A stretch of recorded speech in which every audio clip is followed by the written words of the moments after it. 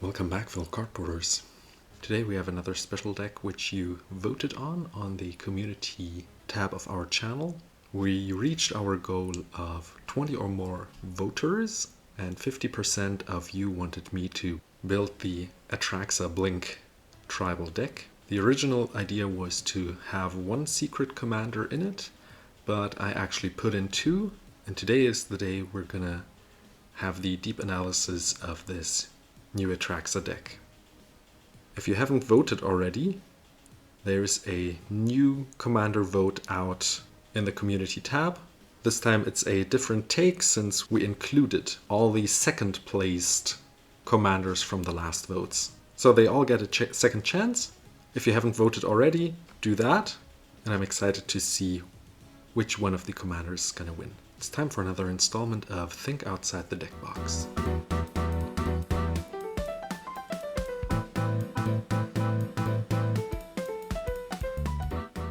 So our commander for today is Atraxa, the Grand Unifier. For those of you who don't know, she costs 3 colorless and 1 of each color except red.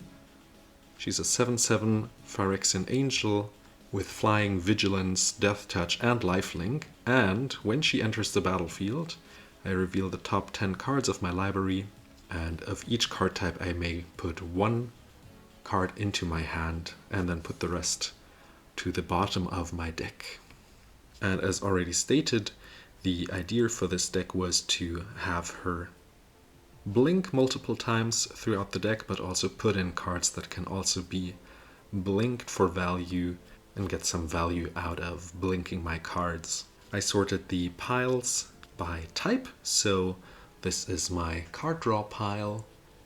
We have the ramp pile here and a removal pile here. We have the land pile, as well as a pile of blink cards and some nice cards I wanted to add, which I found fitting to put into this deck, which didn't really fit any of the other categories.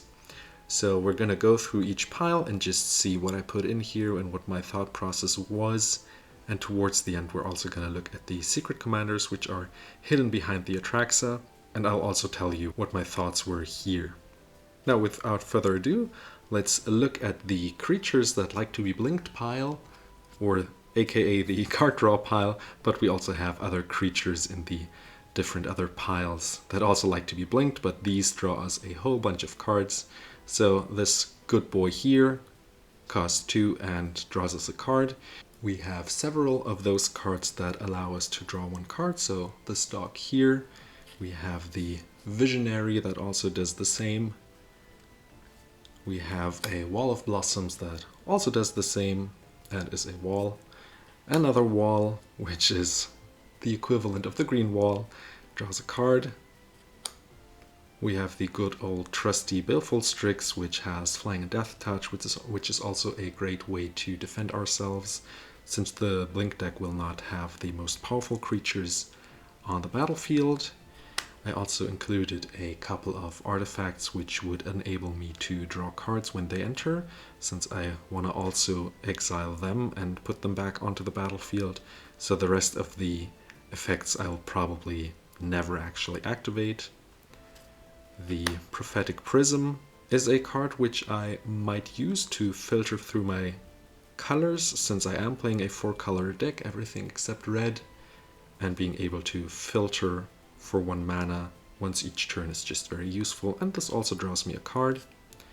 We have the Omen of the Sea, which lets me flash and scry 2 and then draw a card, and later on, if I don't want to blink anymore, I could just scry 2 when I sacrifice it. Some very nice inclusion is the Coiling Oracle, obviously, which allows me to look at the top card. If it's a land, it comes into play untapped. Very nice. And if it's not, I just draw it, I put it into my hand. And the Risen Reef does pretty much the same, though it's a little worse. It activates for every elemental. It triggers for each elemental. But if it's a land, it enters the battlefield tapped, and otherwise I put it into my hand. I don't think I have any more elementals in this deck. Maybe 1 or 2. but this is not why I play it, but rather for the card advantage and the effect of being able to ramp a little further. Then we have one blink card, which I could also have included in here, but this also draws me a card, so it replaces itself. Very nice. I think most of my blink cards are instant speed, which you should keep in mind since we want to protect our secret commander as soon as they enter the battlefield, and being able to blink them as soon as someone tries to remove them is a very nice way of keeping them around. We have this cloud person here who's able to draw us 2 cards and get us 2 life, but we also have to pay 5 mana to put them into play.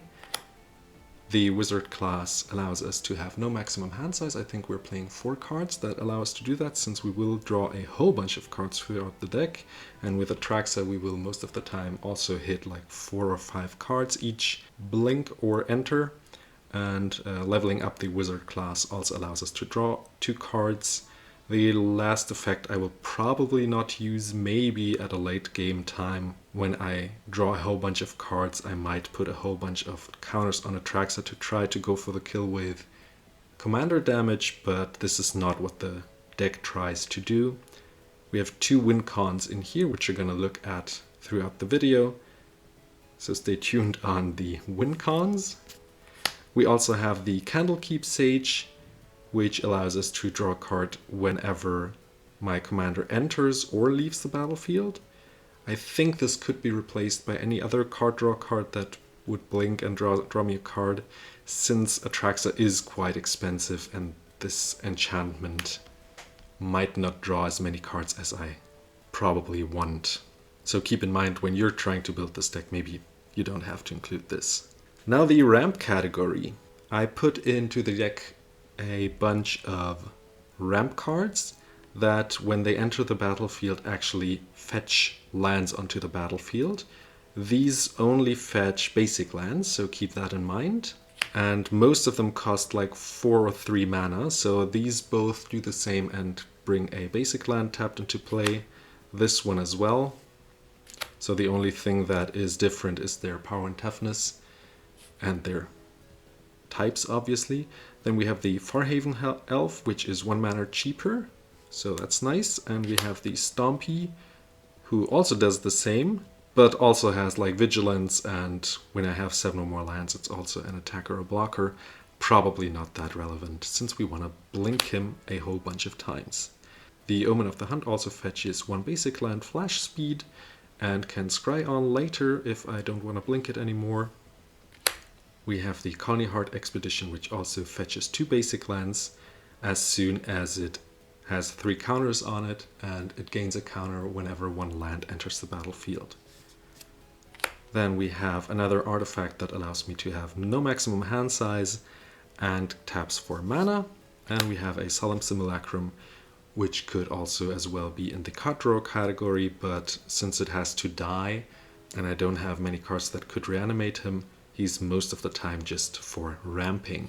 Now you might be wondering, when I went through this ramp pile, that I only said basic lands. And this is where I wanted to look at the land pile, since this is the first thing I did to reduce the impact and power level of this deck a little. So I am actually only playing basic lands. So that means a whole bunch of plains, a whole bunch of islands, a few swamps since I'm not playing much black, and a whole bunch of forests. I only play white border lands since there are no other white border cards, and with all the cards that fetch basic lands, I'm very fast at fetching my lands throughout the deck, since all white border cards will be basic lands. And when I want a specific type of land, I just have to look at the color of the land and not look through the whole deck to find the lands that I want, or even having to discern them with other cards. So if you wanted to push the power level even more, be more of a threat, then you would obviously put in more dual lands if you can.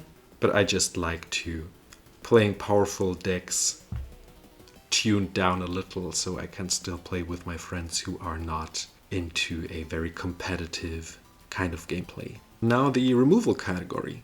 We are playing, I think, 4 kinds of counter spells. So the normal one, we have Rewind, which also untaps lands, which is very useful. We have the Pact of Negation, which we can play for 0 mana. So we can actually tap ourselves out and be able to still counter. And it's so often that people underestimate that I can actually counter with 2 of my spells. And we're playing a Force of Will, because it can also counter for 0 mana. Then we are playing a Detention Sphere. If I blink it, I can exile another permanent. Obviously the permanent I exiled before will be put into play again, but being able to either, if there is no threat on the board, exile one of my cards and have another enter the battlefield effect is very nice, but also being able to continuously keep the biggest threat exiled on the board is very nice and useful. The Aura Shards is a great inclusion since we will have a lot of creatures enter the battlefield throughout the game. So probably no artifacts and enchantments will be on the boards of my opponents. But let's keep this card in mind since there will be a win con with this. So I'll put it a little to the side here. We have the Meteor Golem, which I played last game and I sadly realized that it destroys only no land permanents, so I was a little bummed out, but it's still a great card, being able to destroy any non-land permanent, creatures, planeswalkers, you name it. Just being able to remove them at the blink of an eye, pun intended, is very nice. We're playing Solitude here. It has Flash, Lifelink, all the good stuff. Also is able to be cast by exiling a white card from my hand. Then I have to sacrifice it though. I could, in reaction, also blink it to keep it on the board permanently to have 2 triggers off of it. And yeah, it's a Swords to Plowshares on a stick. Then we're coming to the kind of board wipe category here with the Aligned Hedron network here, which exiles all the creatures with power 5 or greater. So all the pesky creatures which are big on my opponent's boards, I can exile at instant speed even. So if someone has a Crater Hoof, I could just put them all in here by blinking this card. And I like having these options. Then I'm playing a Tragic Arrogance. There will be moments when I only have like 1 creature on the board. And playing this card and wiping the rest of the creatures except for 1 for each opponent is just a beautiful card. This card I think is quite underplayed and underestimated. And then a classic Wrath of God. Now we're almost through the deck. Got 2 more piles. Let's look at the blink pile. I hope you're enjoying yourself so far. Got a double blinker here, blinks once, and at the next upkeep it blinks another creature. We have the Cloud Shift, which blinks once. A Flicker of Fate, which also blinks once. Probably only creatures in my deck, but can also blink an enchantment. Some of them only blink cards you control, others can blink any creature, which is also really nice. So if I'm attacked by a very dangerous creature, this one could actually remove that one.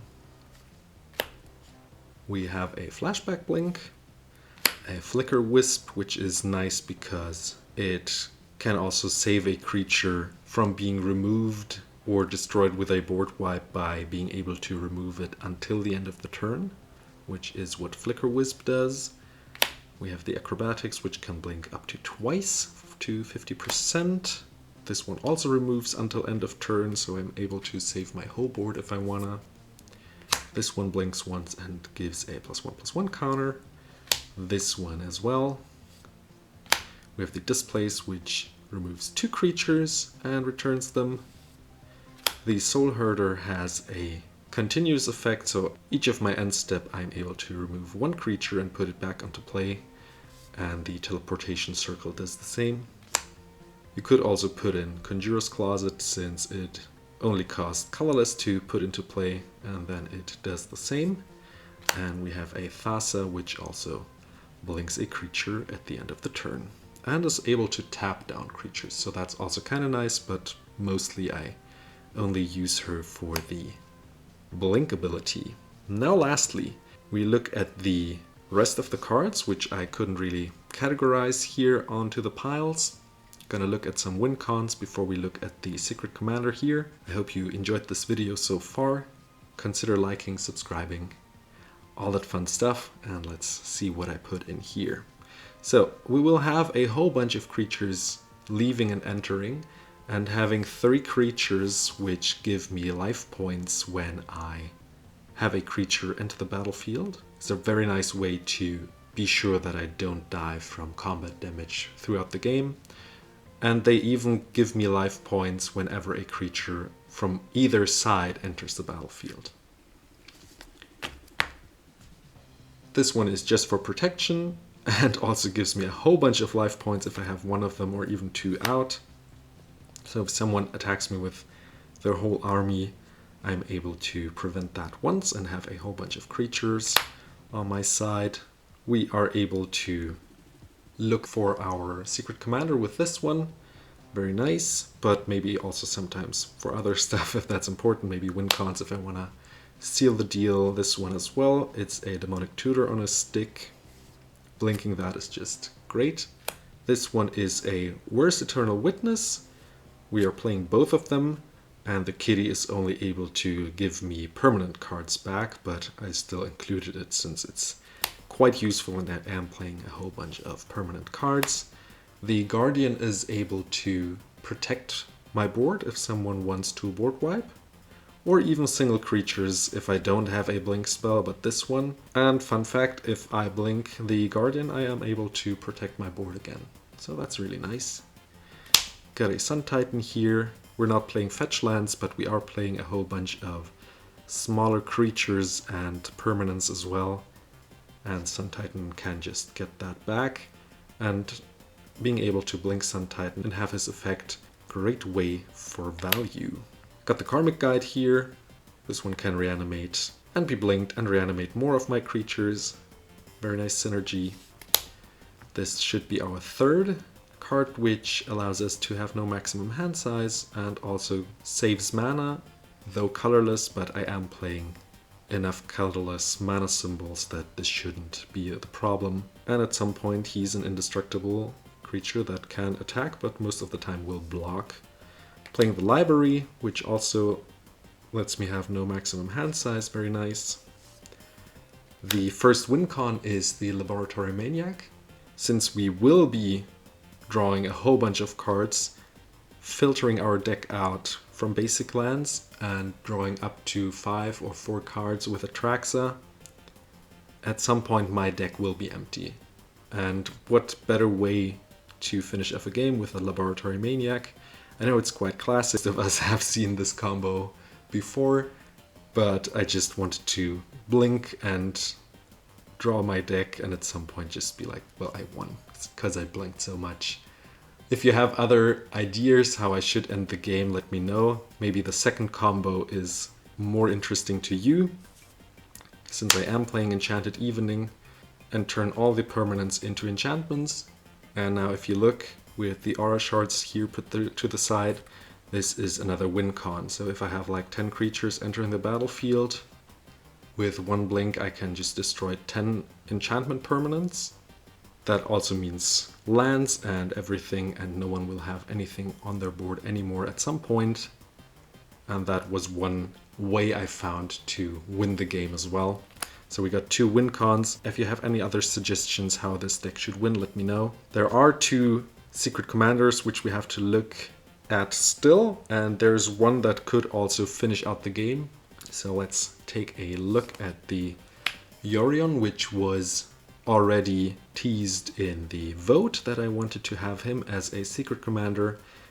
Being able to blink him, exiling my whole board except for lands, and at the end of the turn being able to return them all and get all the value back, and probably drawing another blink spell to be able to blink him again, is just so much value and so beautiful. And I just love this idea of him packing his suitcase and packing everything for a little journey through the clouds, and at some point he unpacks his suitcase and everything falls out and gives me all the cards and all the ramp. and everything you saw throughout the video, and being able to do this multiple times with cards like Thassa, but also the blink cards that you saw here. Some of them kind of go infinite, not in the way that I can infinitely blink him throughout the turn and get the value, but rather that I'm able to get the value throughout the turn rotation multiple times. So if you stack everything correctly, Flicker Wisp and Yorion are a really beautiful combination, since one card can blink the other, and I will be able to start blinking once, and at that point I can blink them both every turn and get the value out of all the other cards. Get a whole bunch of life, destroy a whole bunch of artifacts and enchantments, and so on. There is a second card which is very similar, which is Adrian here. He also likes to pack his suitcase and then create a whole bunch of soldiers. So the idea is, if I have both on the battlefield, they can even pack each other into suitcases, but only having one of them is already enough, and the deck really tries to protect these secret commanders and get all the value out that I can as often as possible to either draw out my whole deck or kill everyone with the Aura Shards Enchanted Evening combo. A last comment before we end the video here.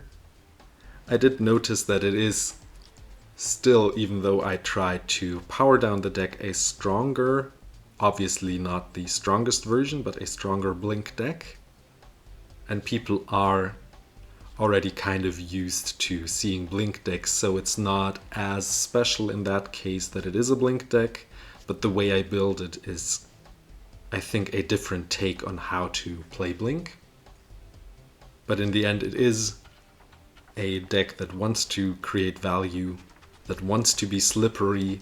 So if you target something, want to remove something, nope, you blink it and you can't. So it is kind of frustrating sometimes for people to play against such a deck, so keep that in mind. I don't think there are any really fun blink decks to play against. That's just my opinion. Another observation I made while playtesting this deck throughout the last couple of evenings where we played EDH is that I do not need Atraxa to be out, since I am gaining a whole bunch of value with 2 or 3 or 5 card drawers and ramp cards. So Atraxa normally is here to just get my hand full again, since she will be a target of counter spells as soon as I try to get her out. And I do rather want to keep those counter spells in my hand for the 2 secret commanders.